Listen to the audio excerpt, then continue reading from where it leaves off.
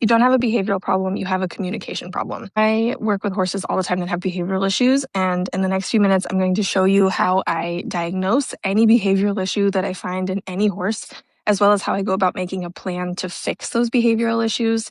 If you're new here, I'm Ruby. I'm a whole horse stewardship trainer, and I've helped horses and humans just like you to have a deeper bond and better relationship for over 10 years. A lot of those 10 years, I focused on horses that were kind of deemed to have behavioral issues. One very fundamental cornerstone piece of my philosophy that has informed everything I do, all of the programs I offer, all of the clinics I offer, my riding school, my training program, is that behavior is communication. And I very deeply believe that any behavior we see from our horses, whether it's fidgeting at the tie rail or pulling back until they pass out, or whether it's kind of pulling you around when you're hand walking or completely bolting and taking off running away, or whether it's being a little bit pushy or running you over completely and charging, or whether it's being a little wiggly at the mounting block or bucking you off the minute you get on. All of these are issues that I've actually seen and worked with and addressed in real horses. And all of them are just different volumes of the same behavioral issues underlying.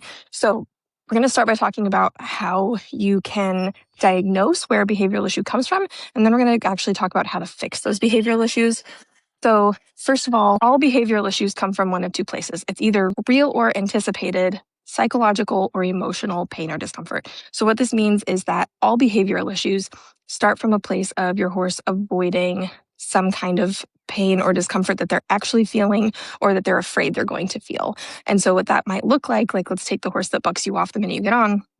This might be a horse that hasn't been properly taught how to be mounted, and their brain is misfiring and telling them that this is an actual threat to their survival. So one thing we know about horses is that they are prey animals, and when they are triggered to do so by any kind of fear or anticipation of fear, they will go into their fight or flight part of their brain. So fight behaviors include biting, striking, kicking, charging.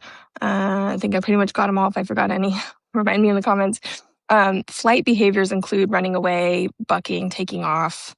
Any of those kind of escape, pulling back at the tie rail is a flight behavior.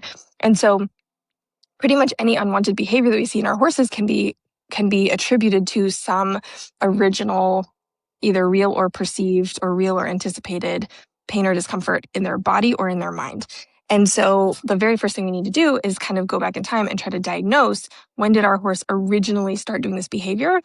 Now, the other thing we need to understand about how horse brains work is that they have a really amazing ability to link cause and effect. So if this happened once and then something happened, the pressure went away, the scary thing went away, that will continue to escalate the behavior, and it will become more and more linked in their brain that this is what's supposed to happen. So an example of this was, I have a client right now that we're working with that has a very green horse, and she was saying that the horse is getting harder and harder to handle her feet, to the point that the farrier even kind of was getting a little bit frustrated with her, because when the farrier was trying to trim the horse's feet, she was actually rearing a little bit, doing little pop-ups to try to get her feet out of the farrier's hands.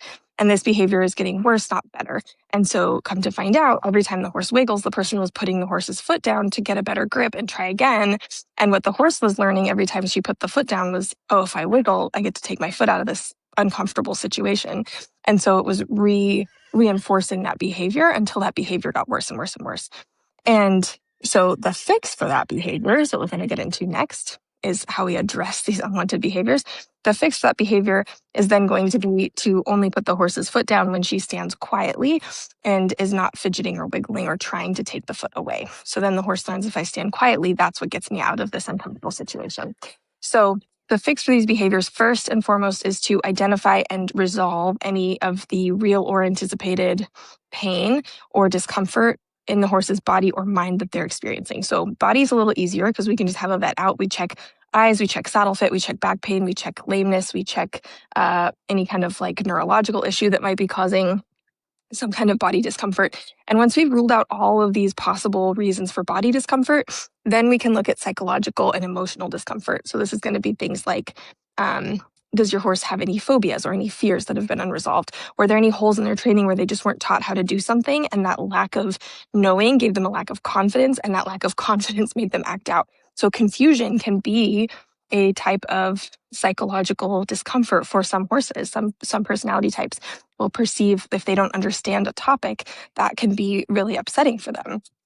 And so what we're going to be looking at is where did this originally come from?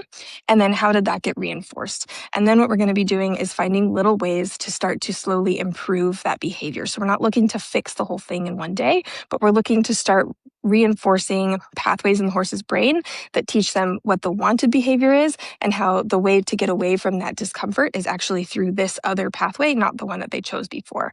So we're going to be looking for ways to disincentivize the unwanted behavior and incentivize the wanted behavior. Now, the way that you do that is going to depend dramatically on the personality type of the horse that you're dealing with. How I approach that with Ophelia here is going to be very different than the way that I approach that with most of my other school horses who are cruiser types. And so knowing your horse's personality is going to be the most important piece before you start trying to address these unwanted behaviors. And if you want to know what your horse's personality type is, I highly suggest checking out this video. That goes into lots of depth, but I also have a quiz linked below that you can take if you want to find out more. And until next time, make sure to hug your horse for me. Ophelia.